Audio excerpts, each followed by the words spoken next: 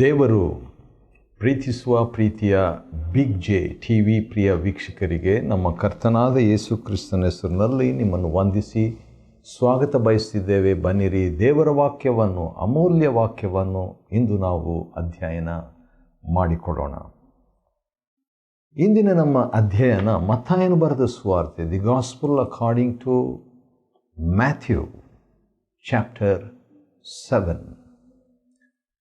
ಮತ್ತಾಯನು ಬರೆದ ಸುವಾರ್ತೆ 7ನೇ ಅಧ್ಯಾಯ ಬಂದು ಪರ್ವತ ಪ್ರಸಂಗ ಎಂಬುದಾಗಿ ಹೇಳಲಾಗುವ ಒಂದು ಸಂದೇಶವನ್ನು ಒಳಗೊಂಡದ್ದು, ಬೋಧನೆಯನ್ನು ಒಳಗೊಂಡದ್ದು. ಅದು ಮತ್ತಾಯ 5, 6, 7ನೇ ಅಧ್ಯಾಯದಲ್ಲಿ ಇರುವಂಥ ಆ ವಾಕ್ಯ ಭಾಗವಾಗಿರ್ತದೆ. 7ನೇ ಅಧ್ಯಾಯ ಮತ್ತಾಯನು ಬರೆದ ಸುವಾರ್ತೆ, ಇದರಲ್ಲಿ ನಾವು ನಿತ್ಯ ಜೀವನದ 20 ರಹಸ್ಯಗಳನ್ನು ನೋಡಿಕೊಳ್ಳಲಿದ್ದೇವೆ. 20 ಸೀಕ್ರೆಟ್ಸ್ ಆಫ್ ಇಟರ್ನಲ್ ಲೈಫ್. ಯಾವ ರೀತಿಯಾಗಿ ಅರಸನು, ಮತ್ತಾಯನು ಬರೆದ ಸುವಾರ್ತೆಯಲ್ಲಿ ನಮ್ಮ ಕರ್ತನಾದ ಯೇಸು ಕ್ರಿಸ್ತನನ್ನು ಮತ್ತಾಯನು ಅರಸನಾಗಿ, ಯಾಕಂದರೆ ವಂಶಾವಳಿಯಿಂದ ಪ್ರಾರಂಭ ಮಾಡಿ ಈತನು ಅರಸನು ಎಂಬುದನ್ನು ಯಹೂದ್ಯರಿಗೆ ರುಜುಪಡಿಸುವಂಥ ಯತ್ನವನ್ನು ಮಾಡಿರಲಾಗಿ, ಇಂದು ಅರಸನ ಸಿದ್ಧಾಂತಗಳು ಅಥವಾ ಅರಸನ ನಿಯಮಗಳು, ಅರಸನಂತ ಹೇಳಿದ ಮೇಲೆ ಆತನು ಆಜ್ಞೆ ಕೊಡಬೇಕಲ್ವ, ಆದ ಕಾರಣ ಆತನು ಬೋಧನೆ ಕೊಟ್ಟಿರುವಂಥದ್ದನ್ನು 7ನೇ ಅಧ್ಯಾಯದಲ್ಲಿ ನೋಡ್ತೇವೆ. ಈ ಅರಸನು ಎಂಥ ಅರಸನಂತ ನೋಡುವಾಗ, ಆತನು 5 ವರ್ಷಕ್ಕೆ ಅಥವಾ ಕೆಲವು ವರ್ಷಕ್ಕೆ 10 ವರ್ಷಕ್ಕೆ ಆಳ್ವಿಕೆ ಮಾಡುವಂಥ ಅರಸನಲ್ಲ, ನಿತ್ಯವಾಗಿ ಆಳ್ವಿಕೆಯನ್ನು ಮಾಡುವಂಥ ಅರಸನು. ಹಾಗಾದರೆ ಆ ಅರಸನ ನಿತ್ಯ ವಾಕ್ಯಗಳನ್ನು ನಾವುಗಳು ಕೈಕೊಂಡು ನಡೆಯುವಾಗ ನಿತ್ಯ ಜೀವವನ್ನು ನಾವು ಹೊಂದುವರಾಗ್ತೇವೆ. ನಿತ್ಯ ಜೀವ ಎಂಬುದಾಗಿ ಹೇಳುವುದಾದರೆ ಅರಸನಲ್ಲಿರುವಂಥ ಜೀವ. ಅರಸನಲ್ಲಿ ದೀನತ್ವ ಇದೆ, ಆ ದೀನತ್ವ ನಮ್ಮಲ್ಲಿರ್ತದೆ. ಅರಸನಲ್ಲಿ ಕರುಣೆ ಇದೆ, ಆ ಕರುಣೆ ನಮ್ಮಲ್ಲಿ ಇರುವಂಥದ್ದಾಗಿದೆ. ಅರಸನಲ್ಲಿ ಪ್ರೀತಿ ಇದೆ, ಆ ಪ್ರೀತಿ ನಮ್ಮಲ್ಲಿ ಇರುವಂಥದ್ದೇ ನಿತ್ಯ ಜೀವವಾಗಿ ಉಳಿಯುವಂಥದ್ದಾಗಿದೆ. ಆದ ಕಾರಣ ನಿತ್ಯ ಜೀವನದ 20 ರಹಸ್ಯಗಳನ್ನು ಮತ್ತಾಯನು ಬರೆದ ಸುವಾರ್ತೆ 7ನೇ ಅಧ್ಯಾಯದಲ್ಲಿ ನೋಡ್ತೇವೆ. ಭಾಳ ಎಕ್ಸೈಟಿಂಗ್ ಆಗಿ, ಭಾಳ ಆಶ್ಚರ್ಯವಾಗಿ, ಆತ್ಮಿಕವಾಗಿ ಪ್ರಕಟಣೆ ತುಂಬಿದ್ದಾಗಿ ಮತ್ತು ಪ್ರವಾದನೆಯ ಸಾರಾಂಶವನ್ನು ಒಳಗೊಂಡದ್ದಾಗಿ, ಎನ್ ಎಲಿಮೆಂಟ್ ಆಫ್ ಪ್ರಾಫೆಸಿ ಇರುವಂಥದ್ದು ಈ ಒಂದು 20 ರಹಸ್ಯಗಳು. ಅದನ್ನು ನೋಡಿಕೊಳ್ಳೋಣ. 7ನೇ ಅಧ್ಯಾಯ 1ನೇ ವಚನದಲ್ಲಿ, ತೀರ್ಪು ಮಾಡಬೇಡಿರಿ. ಮೊಟ್ಟ ಮೊದಲನೇದಾಗಿ ನಿತ್ಯ ಜೀವ, ನಾನು ಅಂದರೆ ದೇವರಲ್ಲಿರುವಂಥ ನಿತ್ಯ ಜೀವಕ್ಕೆ ಬಾಧ್ಯನಾಗಬೇಕು. ನಿತ್ಯ ಜೀವದಲ್ಲಿ ನಾನು ಪಾಲುಗಾರನಾಗಬೇಕಂತ ಹೇಳಿದ್ರೆ ನಾನು ತೀರ್ಪು ಮಾಡಬಾರದು. ಸದಾಕಾಲ ನಾನು ಬಾಳುವಂಥ ವ್ಯಕ್ತಿಯಾಗಿ ದೇವರ ಹಾಗೆ ಇರಬೇಕಾದ್ರೆ ನಾನು ಬೇರೆಯವರ ತೀರ್ಪು ಮಾಡಬಾರ್ದು. ಯಾಕಂದರೆ ಅರಸನು ತೀರ್ಪು ಮಾಡ್ತಾನೆ, ನಾನು ತೀರ್ಪು ಮಾಡಬೇಕಾಗಿಲ್ಲ. ಅರಸನು ಮತ್ತಾಯನು ಬರೆದ ಸುವಾರ್ತೆ 25ನೇ ಅಧ್ಯಾಯದಲ್ಲಿ ಜನರನ್ನು ಕೂಡಿಸಿ ತೀರ್ಪು ಮಾಡುವಾಗ ಅದು ಮಹಾ ತೀರ್ಪು. ಆದರೆ ಅದು ನನ್ನ ಪಾರ್ಟ್ ಅಲ್ಲ, ನಾನು ಮಾಡಬಾರ್ದು. ಯಾಕಂತ ಹೇಳಿದ್ರೆ ಆ ರೀತಿಯಾಗಿ ಬೇರೆಯವ್ರ ಬಗ್ಗೆ ನಾನು ತೀರ್ಪು ಮಾಡಿದರೆ ಆ ತೀರ್ಪು ನನಗೆ ಆಗಿಬಿಡ್ತದೆ. ನಾನು ಅಳೆಯುವಂಥ ಅಳತೆಯಿಂದಲೇ ನನಗೂ ಅಳೆಯಲಾಗುವುದು. ಆದ ಕಾರಣ ಆ ತೀರ್ಪಿನ ನನ್ನಲ್ಲಿನೇ ಸಮಸ್ಯೆ ಇಟ್ಕೊಂಡು ಬೇರೆಯವರು ನಾನು ಹೇಗೆ ತೀರ್ಪು ಮಾಡಲಿ? ನನ್ನಲ್ಲಿ ಏನು ಯೋಗ್ಯತೆ ಇದೆ? ಕಣ್ಣಲ್ಲಿರುವ ಮರದ ದಿಮ್ಮಿಯನ್ನು ನಾನು ನೋಡದೆ ನನ್ನ ಸಹೋದರನ ಅಥವಾ ಸಹೋದರಿಯ ಕಣ್ಣಲ್ಲಿರುವ ಮರದ ಚೂರನ್ನು ನಾನು ನೋಡೋದಷ್ಟೇ ಅಲ್ಲದೆ ನಾನು ಬೋಧಿಸೋದೇಕೆ? ಏನಂತ ಬೋಧಿಸ್ತೇನೆ? ಸಲಹೆ ಕೊಡುತ್ತೇನೆ, ಸಹೋದರನೇ, ನಾನು ನಿನ್ನ ಕಣ್ಣಲ್ಲಿರುವಂಥ ಮರದ ಚೂರನ್ನು ತೆಗೆದುಬಿಡ್ತೇನೆ ಎಂಬುದಾಗಿ ನಾನು ಹೇಳಬಾರ್ದು. ನಿತ್ಯ ಜೀವನದ ಅಂದರೆ ದೈವಿಕವಾದ ಜೀವನವೇ ನಿತ್ಯ ಜೀವ. ಹಾಗಾದರೆ ದೈವಿಕವಾದ ಜೀವನ ಅಥವಾ ನಿತ್ಯ ಜೀವನದ ಮೊದಲನೇ ರಹಸ್ಯ ತೀರ್ಪು ಮಾಡಬಾರ್ದು. 2ನೇ ರಹಸ್ಯ ಅದೇ 7ನೇ ಅಧ್ಯಾಯ 5ನೇ ವಚನದಲ್ಲಿ ಇದೆ, ಕಪಟಿಯೇ, ಮೊದಲು ನಿನ್ನ ಕಣ್ಣಿನಲ್ಲಿರುವ ಮರದ ದಿಮ್ಮಿಯನ್ನು ತೆಗೆದು ಹಾಕು. ನಿನ್ನ ಸಮಸ್ಯೆ ನೀನು ಸರಿ ನೋಡ್ಕೋ, ನಿನ್ನನ್ನು ನೀನು ತಿದ್ದುಕೋ. ನಿನ್ನ ಕಣ್ಣಲ್ಲಿ ದೊಡ್ಡ ಸಮಸ್ಯೆ ಇದೆ, ದೊಡ್ಡ ಪಾಪ ಇದೆ, ದೊಡ್ಡ ತಪ್ಪಾದ ಮನೋಭಾವನೆ ಇದೆ. ಅದನ್ನು ಸರಿಪಡಿಸಿಬಿಟ್ಟು ಅನಂತರ ಮರದ ಚೂರು ಚಿಕ್ಕ ಸಮಸ್ಯೆ ಇರುವಂಥ, ಚಿಕ್ಕ ಪಾಪ ಇರುವಂಥ ವ್ಯಕ್ತಿಯನ್ನು ಸರಿಪಡಿಸುವಂಥದ್ದು. ಆ ರೀತಿಯಾಗಿ ಸರಿಪಡಿಸದೆ ಇದ್ದರೆ, ನನ್ನಲ್ಲಿ ದೊಡ್ಡ ಸಮಸ್ಯೆ, ದೊಡ್ಡ ಪಾಪ ಇಟ್ಕೊಂಡು ಬೇರೆಯವರಲ್ಲಿ ಚಿಕ್ಕ ಪಾಪ, ಚಿಕ್ಕ ಸಮಸ್ಯೆಯನ್ನು ನಾನು ಕುರಿತು ಬೋಧನೆ ಅಥವಾ ವ್ಯವಹಾರ ಹ್ಯಾಂಡಲ್ ಮಾಡೋದಾದರೆ ನಾನು ಕಪಟಿ ಎಂಬುದಾಗಿ ಕರ್ತನು ಕರೀತಾನೆ. ಆದ ಕಾರಣ ನಾನು ನಿತ್ಯ ಜೀವನ ಹೊಂದಿದ್ದೇವೆ. ಇದು ಯೋಹಾನ್ ಸುವಾರ್ತೆ 5ನೇ ಅಧ್ಯಾಯ 24ನೇ ವಚನದಲ್ಲಿ, ಆತನನ್ನು ನಂಬಿದವರು ನಿತ್ಯ ಜೀವವನ್ನು ಹೊಂದಿದವರಾಗಿದ್ದಾರೆ. ಯಾಕಂದರೆ ದೇವರು ಲೋಕದ ಮೇಲೆ ಎಷ್ಟೋ ಪ್ರೀತಿಯನ್ನಿಟ್ಟು ತನ್ನ ಒಬ್ಬನೇ ಮಗನನ್ನು ಕೊಟ್ಟನು. ಆತನನ್ನು ನಂಬುವ ಒಬ್ಬರೂ ನಾಶವಾಗದೆ ಎಲ್ಲರೂ ನಿತ್ಯ ಜೀವವನ್ನು ಪಡೆಯಬೇಕೆಂದು ಕೊಟ್ಟನು. ಹೌದು, ಈಗ ನಮಗೆ ನಿತ್ಯ ಜೀವ ಇದೆ ದೇವರನ್ನು ನಂಬಿದವರಿಗೆ. ಆದರೆ ಆ ನಿತ್ಯ ಜೀವನದಲ್ಲಿ ಸಾಗುವುದು ಹೇಗೆ? How do we continue in that eternal life? ಆ ನಿತ್ಯ ಜೀವದಲ್ಲಿ ನಾವು ಸಾಗಬೇಕಾದರೆ ನಾನು ತೀರ್ಪು ಮಾಡಬಾರ್ದು. ನಾನು ನನ್ನ ಕಪಟತನವನ್ನು ತೊಲಗಿಸಿ ನನ್ನನ್ನು ನಾನು ಶುದ್ಧ ಮಾಡ್ಕೋಬೇಕು. ಮೂರನೇದಾಗಿ ಆ ನಿತ್ಯ ಜೀವನದಲ್ಲಿ ನಾನು ಸಾಗುವ ರಹಸ್ಯ, ಮೂರನೇ ರಹಸ್ಯ ಏನಂತ ಹೇಳಿದ್ರೆ ಪ್ರಕಟಣೆ. ನೀನು ನಿನ್ನ ಕಣ್ಣಲ್ಲಿರುವಂಥ ಆ ಮರದ ದಿಮ್ಮಿಯನ್ನು ತೆಗೆದು ಹಾಕುವಾಗ ಏನಾಗ್ತದೆ? ನಿನ್ನ ಕಣ್ಣು ಸ್ಪಷ್ಟವಾಗಿ ಕಾಣುವುದು. Wow, I can see all things well. ಎಲ್ಲ ಯಾವಾಗ ಚೆನ್ನಾಗಿ ಕಾಣ್ತದೆ? ನನ್ನಲ್ಲಿರುವಂಥ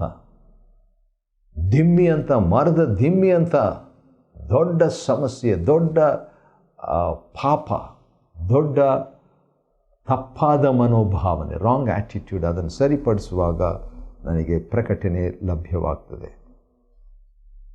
ನಿತ್ಯ ಜೀವನದಲ್ಲಿ ಸಾಗುವ ರಹಸ್ಯ ಅಥವಾ ನಿತ್ಯ ಜೀವನದ ಮತ್ತೊಂದು ರಹಸ್ಯ, 4ನೇ ರಹಸ್ಯ ಏನಂತ ಹೇಳಿದ್ರೆ, ಪವಿತ್ರವಾದದ್ದನ್ನು ಅಥವಾ ಪವಿತ್ರವಾದದ್ದು, ಮುತ್ತಾಗಿರುವಂಥದ್ದು, ಅದನ್ನು ಆ ನಾಯಿಗಳಿಗೆ, ಹಂದಿಗಳ ಮುಂದೆ ಚೆಲ್ಲಬಾರದು. ಅಂದರೆ ಅರ್ಥ, ಪವಿತ್ರವಾದ ವಸ್ತುಗಳನ್ನು, ಪವಿತ್ರತೆಯನ್ನು ಇಷ್ಟಪಡದಂಥ ವ್ಯಕ್ತಿಗಳಿಗೆ ಕೊಡಬಾರ್ದು ಅಷ್ಟೆ.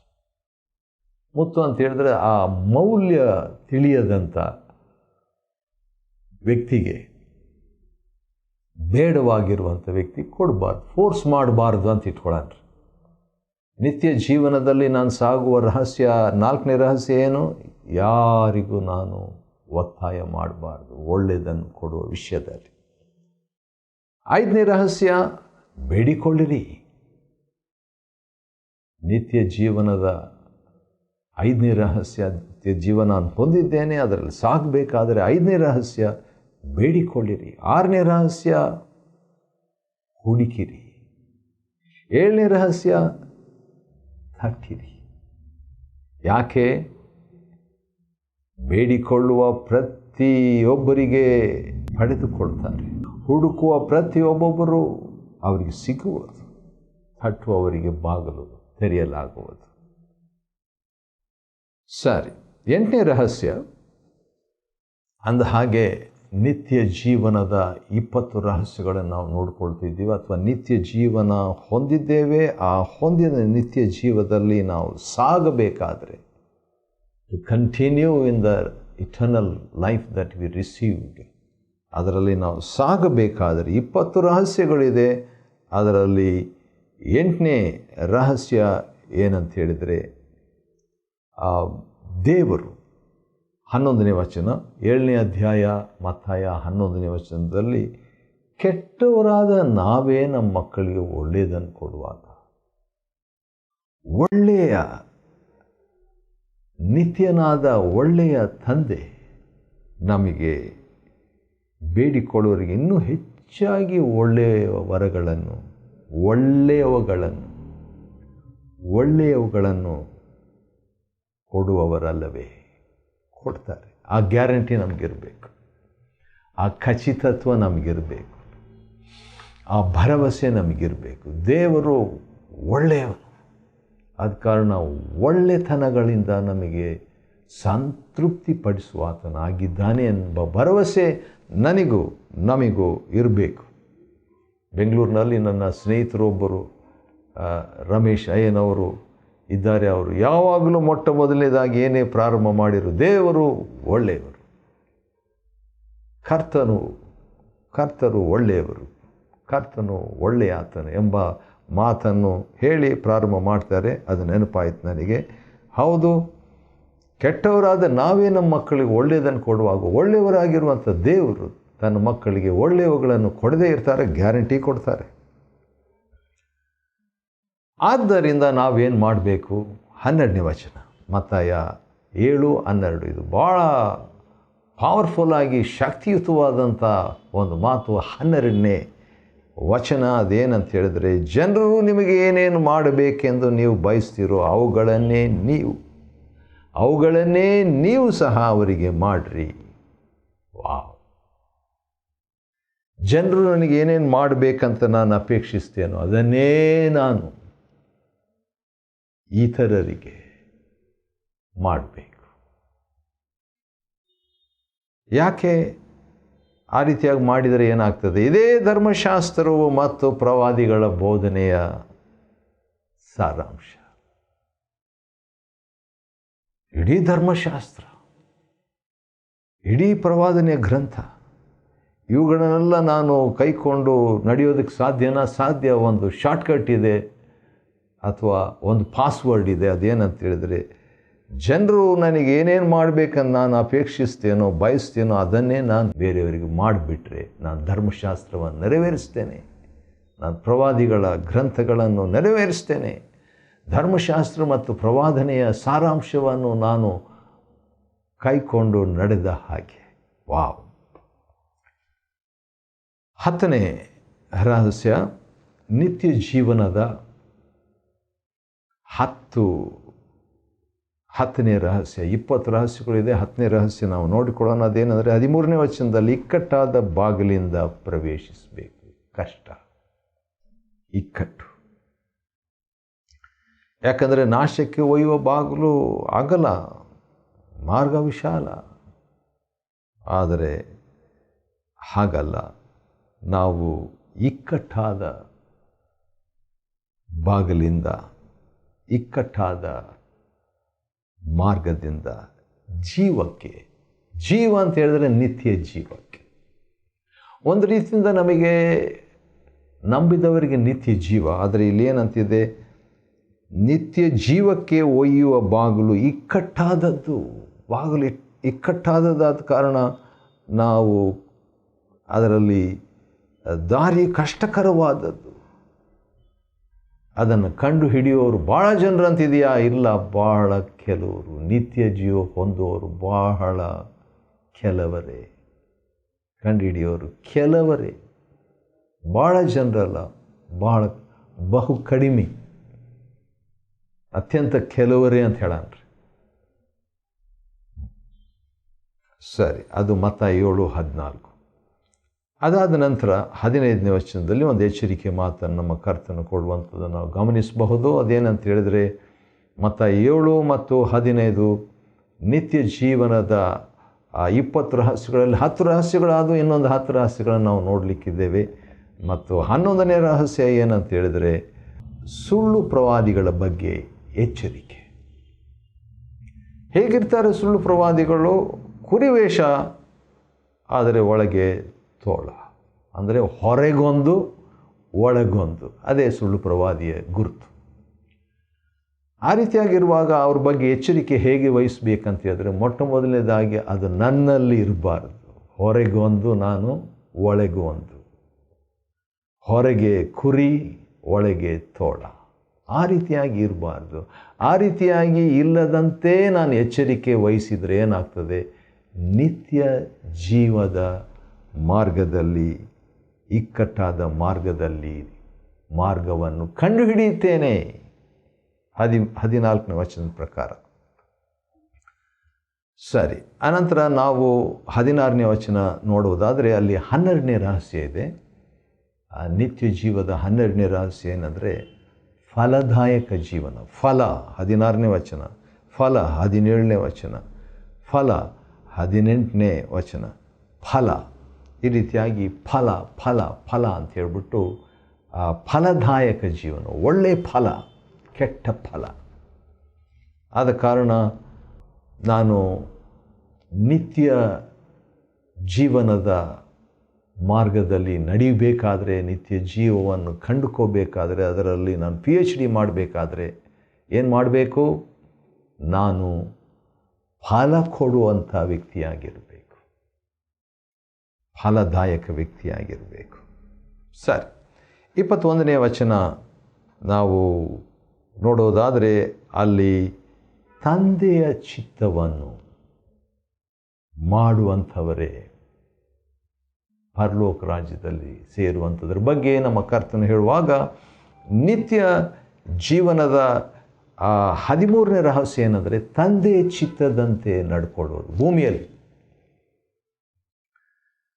22ನೇ ವಚನ, 14ನೇ ರಹಸ್ಯ ಇದೆ ಅಂದರೆ ಆ ದಿನದಲ್ಲಿ, ನ್ಯಾಯ ತೀರ್ಪಿನ ದಿನದಲ್ಲಿ ಭಾಳ ಜನರು ಕರ್ತನೇ, ಸ್ವಾಮಿ ಸ್ವಾಮಿ, ನಿನ್ನ ಹೆಸರಿನಲ್ಲಿ ನಾವು ಬೋಧನೆ ಹೇಳಲಿಲ್ಲವೇ ಅಥವಾ ಪ್ರವಾದಿಸಲಿಲ್ಲವೇ ಅಂತಾರೆ.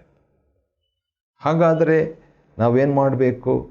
ಪ್ರವಾದನೆ ಹೇಳಬೇಕು, ಮಾಡಬಾರ್ದಂತಲ್ಲ, ಬೋಧನೆ ಹೇಳಬೇಕು.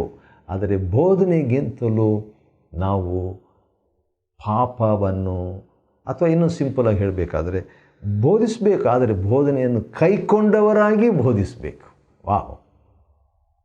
ಪ್ರವಾದಿಸಬೇಕು, ಪ್ರವಾದನೆ ಆತ್ಮ ಉಳ್ಳವರಾಗಿ ನಾವು ಪ್ರವಾದಿಸಬೇಕು.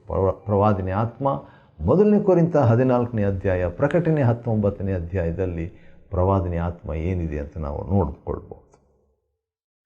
15ನೇ ರಹಸ್ಯ ಏನಂತ ಹೇಳಿದರೆ, ನಿನ್ನ ಹೆಸರಿನಲ್ಲಿ ದೆವ್ವಗಳನ್ನು ಬಿಡಿಸಲಿಲ್ಲವೇ? ದೆವ್ವ ಅಶುದ್ಧವಾದದ್ದು.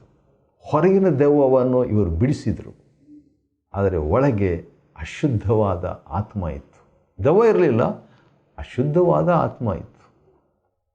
ಆದ ಕಾರಣ ನಿತ್ಯ ಜೀವದ ರಹಸ್ಯ ಏನು? ನನ್ನಲ್ಲಿ ಹೊರಗಿನ ದೆವ್ವ ಬಿಡಿಸೋದಕ್ಕೆ ಮುಂಚಿತವಾಗಿ ನನ್ನ ಒಳಗೆ ಇರುವಂಥ ಒಳಗಿನ ಅಶುದ್ಧತ್ವವು ತೊಲಗುವಂತೆ ನಾನು ನೋಡಿಕೊಳ್ಬೇಕು ದೇವರ ಆತ್ಮನ ಸಹಾಯದಿಂದ. ನಿನ್ನ ಹೆಸರಿನಲ್ಲಿ ಅನೇಕ ಮಹತ್ ಕಾರ್ಯಗಳನ್ನು ಮಾಡಲಿಲ್ಲವೇ ಅಂತ ಹೇಳ್ತಾರೆ. 16ನೇ ರಹಸ್ಯ ಏನಂತ ಹೇಳಿದರೆ, ಹೊರಗಿನವರಿಗೆ ಮಹತ್ ಕಾರ್ಯ ಮಾಡಿದ್ರು, ಆದರೆ ಒಳಗಿನ ರಹಸ್ಯ, ಒಳಗಿನ ಮಹತ್ ಕಾರ್ಯ ಮಾಡಬೇಕು. ಒಳಗಿನ ಮಹತ್ ಕಾರ್ಯ ಏನು? ನನ್ನ ಒಳಗಿರುವಂಥ ಗೊಲ್ಯಾತನನ್ನು ನಾನು ಜಯಿಸುವಂಥದ್ದು. 17ನೇ ರಹಸ್ಯ 23ನೇ ವಚನದಲ್ಲಿ ನಮ್ಮ ಕರ್ತನಾದ ಯೇಸು ಮತ್ತಾಯ 7:23ರಲ್ಲಿ, ನಾನು ಅವರಿಗೆ ನಿಮ್ಮ ಗುರುತು ನಾನೆಂದೂ ಕಾಣೆನು, ಅಥವಾ ನಾನು ನಿಮ್ಮನ್ನು ಅರಿಯೇನು. I don't know you. ಹಾಗಾದರೆ ರಹಸ್ಯ ಏನು? ದೇವರನ್ನು ತಿಳ್ಕೋಬೇಕು, ಆತನನ್ನು ಅರ್ಥಕೋಬೇಕು, ಆತನ ಅರ್ಥಕೊಳ್ಳುವಂಥ ರೀತಿಯಲ್ಲಿ ನಡ್ಕೋಬೇಕು. ನೀವು ಯಾರೋ ಗೊತ್ತಿಲ್ಲ ಅಂತ ಕರ್ತನ ಹೇಳುವಾಗ, ನಾವು ಯಾರು ಅಂತ ಆತನಿಗೆ ಗೊತ್ತಿರುವಂಥ ರೀತಿಯಲ್ಲಿ ನಾವು ನಡ್ಕೊಳ್ಬೇಕು. ಯಾಕೆ ಆ ರೀತಿಯಾಗಿ ಕರ್ತನ ಹೇಳಿದ, ನಾನೆಂದೂ ನಿನ್ನನ್ನು ಅರಿಯನು, ಕೆಟ್ಟದ್ದನ್ನು ಮಾಡುವವರೇ ನನ್ನಿಂದ ತೊಲಗಿ ಹೋಗಿರಿ, ಧರ್ಮವನ್ನು ಮೀರಿ ನಡೆಯುವವರೇ ನನ್ನಿಂದ ತೊಲಗಿ ಹೋಗಿರಿ ಎಂಬುದಾಗಿ ಆತನು ಹೇಳುವ ಆತನಾಗಿದ್ದಾನೆ. ಹಾಗಾದರೆ ನಾವು ಏನು ಮಾಡಬೇಕು ಎಂಬ ಪ್ರಶ್ನೆ ಬರುವಾಗ 24ನೇ ವಚನ, ಆತನ ಮಾತುಗಳಂತೆ ನಡ್ಕೋಬೇಕು. 24ನೇ ವಚನ ಮತ್ತಾಯನ ಬರೆದ ಸುವಾರ್ತೆ 7ನೇ ಅಧ್ಯಾಯದ 24ನೇ ವಚನದಲ್ಲಿ, ನನ್ನ ಮಾತುಗಳನ್ನು ಕೇಳಿ ಅವುಗಳಂತೆ ನಡಿಬೇಕು. ಕೇಳಬೇಕು, ಕರ್ತನ ಮಾತು ಕೇಳಿ ಅಷ್ಟಕ್ಕೆ ಬಿಟ್ಬಿಡಬಾರ್ದು, ಅದನ್ನು ಅನ್ವಯಿಸಿಕೊಳ್ಬೇಕು. ಅದು 18ನೇ ರಹಸ್ಯ.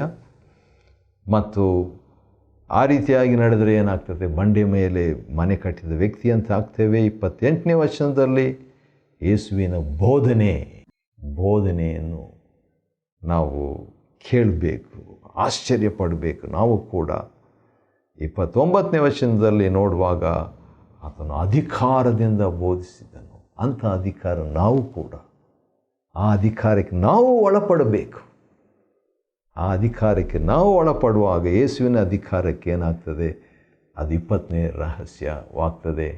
ನಿತ್ಯ ಜೀವನದ ಅಥವಾ ದೈವಿಕ ಜೀವನದ ಅಥವಾ ನಿತ್ಯ ಜೀವನದಲ್ಲಿ ಸಾಗುವ 20 ಆಶೀರ್ವಾದಗಳು. ಮತ್ತಾಯನು ಬರೆದ ಸುವಾರ್ತೆ 7ನೇ ಅಧ್ಯಾಯವನ್ನು ಅಧ್ಯಯನ ಮಾಡಿಕೊಳ್ಳುವಂತೆ ದೇವರು ಕೊಟ್ಟ ಕೃಪೆಗಾಗಿ ಆತನಿಗೆ ಸ್ತೋತ್ರವಾಗಲಿ. ದೇವರು ನಿಮ್ಮನ್ನು ಆಶೀರ್ವದಿಸಲಿ.